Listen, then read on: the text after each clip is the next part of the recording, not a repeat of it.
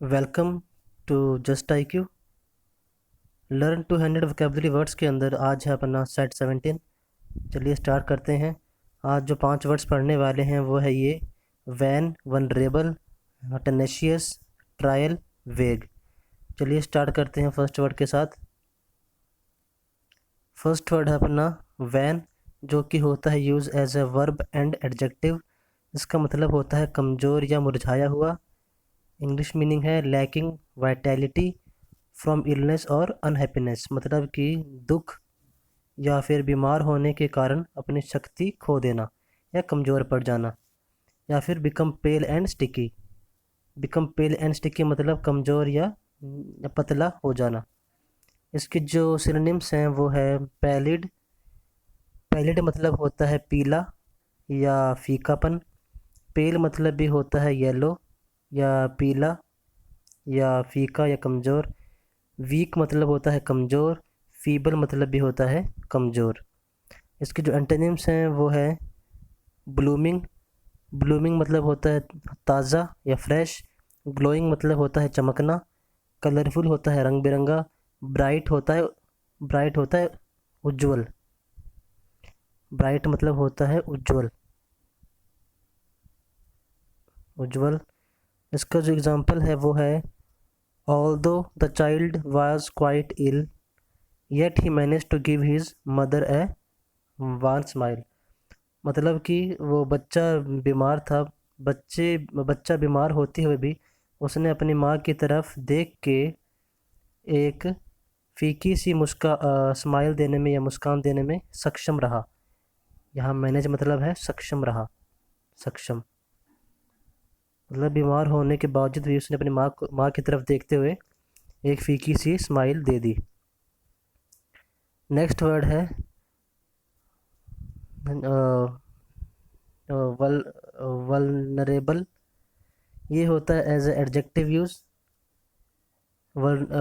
Vulnerable मतलब होता है आघात योग्य या फिर expose to the possibility of being attacked और हार्म।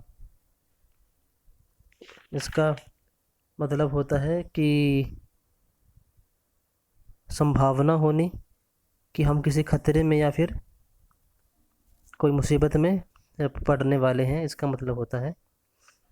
इसके जो सिनोनिम्स हैं वो है अनप्रोटेक्टेड, अनप्रोटेक्टेड, अनगार्डेड। जो अनप्रोटेक्टेड है इसका मतलब होता है असुरक्षित। अनप्रोटेक्टेड मतलब अरक्षित या असुरक्षित। और अनगार्डेड मतलब भी होता है सेम, अरक्षित। अनडिफेंडेड मतलब भी होता है अरक्षित। अनशील्डेड मतलब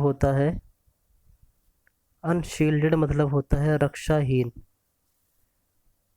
रक्षाहीन। अनफोर्टिफाइड मतलब होता है कोमल। डिफेंसलेस मतलब भी होता है रक्षाहीन। इसके जो एंटोनिम्स हैं वो है कवर्ड, गार्डेड, शील्डेड, सिक्योर्ड या रेजिलिएंट।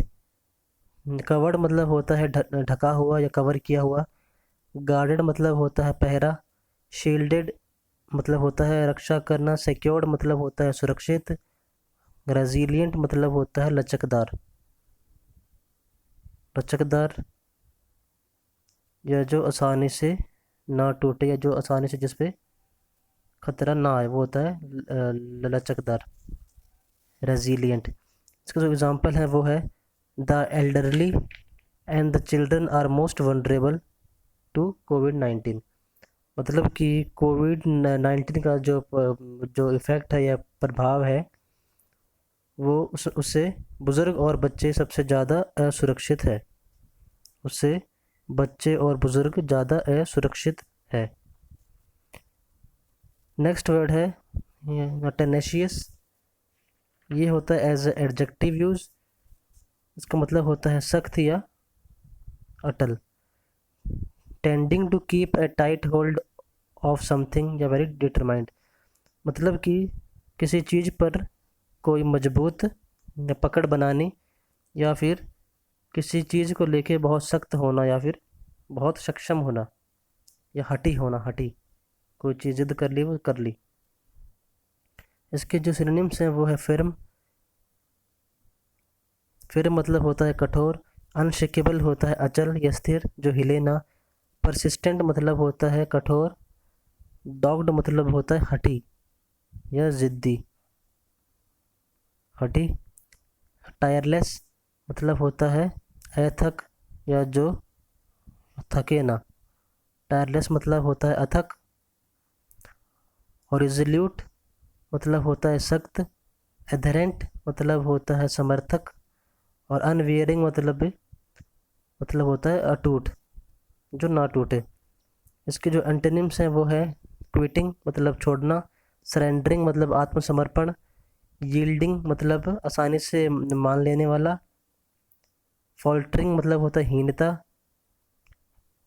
और हेजिटेंट मतलब होता है हिचकने वाला।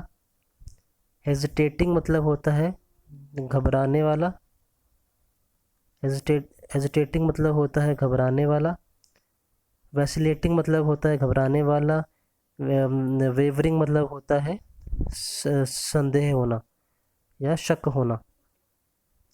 वेवरिंग मतलब होता है संदेह होना या डाउट होना, डाउटफुल।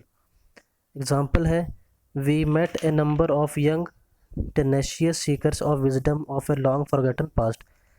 लॉन्ग फॉरगेटन पास्ट मतलब एक लंबा भूला हुआ अतीत। टेनेशियस मतलब सीकर मतलब होता है जो ज्ञान लेने वाले। टेनेशियस मतलब होता है सख्त या कठोर। सेंटेंस का मतलब हुआ हम एक लंबे समय से भूले हुए अतीत का ज्ञान रखने वाले युवा युवा साधकों से मिले या समर्थकों से मिले या फॉलोवर से मिले। नेक्स्ट वर्ड है द ट्रायल। इसका मतलब होता है ए सीरीज ऑफ साइंस और object left behind the passage और ऑफ समथिंग और समवन। मतलब कि कोई पैसेज या कोई रास्ते भी हम जब जाते हैं, जो पीछे जो बहुत सारे जो साइन या फिर कोई सिंबल या फिर अंश जो पीछे छूट जाते हैं उन्हें बोलते हैं हम लोग ट्रायल। सीरीज मतलब यहाँ बात हो रही है एक से दो या दो से ज़्यादा अगर हमने कोई साइन देखे हैं या कोई निशान देखे हैं जो पीछे छूट जाते हैं रास्ते के दौरान, उन्हें बोलते हैं ट्रायल। हिंदी मतलब इसका ये रहा किसी के द्वारा चला हुआ रास्ता। To draw to be drawn along behind something और समवन। इसका मतलब भी वही है, जब हम आगे बढ़ते हैं तो पीछे जो रास्ता छूट जाता है या पीछे जो निशान छूट जाते हैं या उनकी बात हो रही है। इसके जो सिनोनिम्स हैं वो है पाथवे। पाथवे मतलब होता है पगडंडी, पगडंडी। ट्रैक मतलब होता है रास्ता या पगडंडी। परस्यू मतलब होता है पीछा करना या हासिल करना। चेज मतलब होता है पीछा करना। फुटप्रिंट्स मतलब होता है पैरों के निशान। स्ट्रिंग मतलब होता है श्रृंखला या सीरीज। और स्ट्रीम मतलब होता है धारा या बहना। और चेन मतलब होता है श्रृंखला। क्यू मतलब होता है कतार, एक के बाद जो एक होते हैं लगे हुए, उन्हें क्यू बोलते हैं या कतार बोलते हैं। इसका जो एग्जांपल है वो है the plane was deafeningly noisy and left a trail of smoke. मतलब कि विमान काफ़ी शोर मचाते ही उड़ा और अपने पीछे धुएं का निशान छोड़ गया। नेक्स्ट वर्ड है वेग। वेग मतलब होता है अस्पष्ट या अनक्लियर, जो कि साफ ना हो या धुंधला हो, उसे बोलते हैं हम वेग। इसके सिनोनिम्स है अनसर्टेन। अनसर्टेन मतलब होता है अनिश्चित, जो कि निश्चित ना हो। एम्बिगियस मतलब होता है अस्पष्ट, अस्पष्ट। और क्लाउडी, डस्की, हैजी, फजी, मिस्टी, ब्लड, इन सब का मतलब होता है धुंधला। जो ये है चारों वर्ड क्लाउडी, डस्की, हैजी, फैजी, मिस्टी और ब्लड, ब्लड, इन सब का मतलब होता है धुंधला, धुंधला। और इन एक्सप्लिसिट मतलब होता है अस्पष्ट, जो स्पष्ट ना हो। इसके जो एंटोनिम्स है वो है clear, explicit, obvious, lucid. Clear मतलब होता है साफ, एक्सप्लिसिट मतलब होता है स्पष्ट, ऑब्वियस मतलब होता है साफ साफ या सीधा सीधा, ऑब्वियस मतलब होता है सीधा या साफ, ल्यूसिड मतलब होता है स्पष्ट अर्थ का या स्पष्ट अर्थ होना।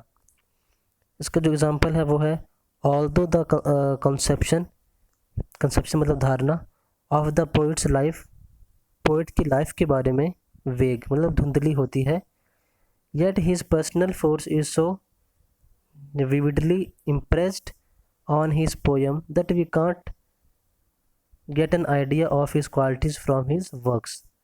क्या हम उसकी क्वालिटीज़ का उसके काम से पता नहीं लगा सकते। इस सेंटेंस का मतलब हुआ कवि जो है, इसका मतलब हुआ कवि की धारणा अस्पष्ट है, कवि की धारणा अस्पष्ट है, फिर भी उनकी व्यक्तिगत शक्ति उनकी कविताओं पर इतनी प्रभावित है कि हम उनके कार्यों से उनके गुणों का ज्ञान, उनके गुणों का ज्ञान या उनके गुणों का अंदाज़ा नहीं लगा सकते। तो ये थे आज के 5 words and thanks for watching.